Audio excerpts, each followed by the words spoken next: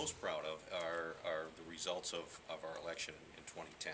That was my first election year as chairman of the committee, and we elected 8 strong conservative state representatives from our district, which we share with Milford.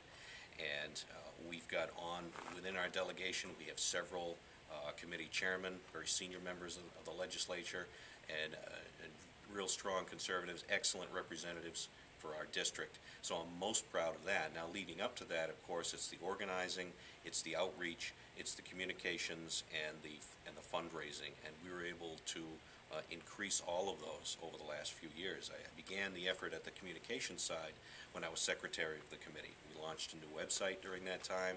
I started our Twitter account during that time, one of the first town committees on Twitter before it was as commonplace as it is now, to get the word out, making a maximum use of our email list, growing that list. That's our main method of communications, as it is for most town committees at this point, and doing the outreach and making the Amherst Republican Town Committee a hub of information for our citizens, so that people can come and they can learn from our state reps what's going on in Concord.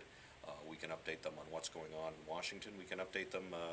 Our most recent meeting this past Saturday, we've been talking about local politics in our local elections, and so it's a great community gathering place, so that people can get updated on what's going on at all levels of government and provide them an avenue to be active. And that's one of the best parts of this job. I love it when I get a phone call, and it's happening pretty regularly now. I get a phone call from somebody who says, I just moved to town, I'm a Republican, I want to get involved. What's going on with the Amherst Republicans? And then, of course, I invite them to come to our meetings.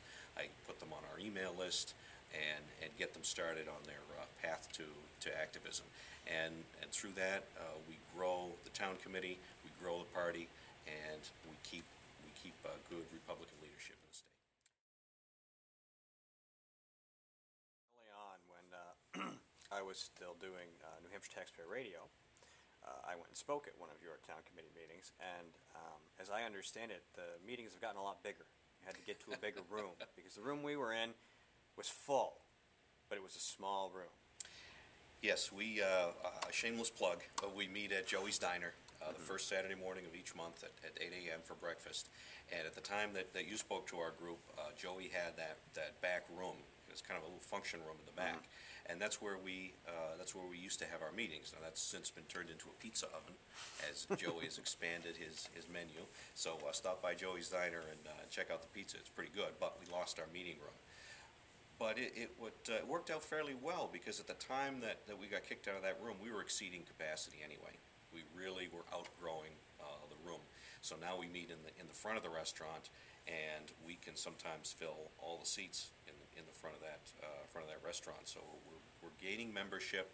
We've got more people becoming more active and coming in and joining our meetings. And it was great to have you speak at our meetings, because folks like you can provide even more avenues for people to get active and more ways to help us out. And I still miss taxpayer radio too. I do too, and I would love to get back.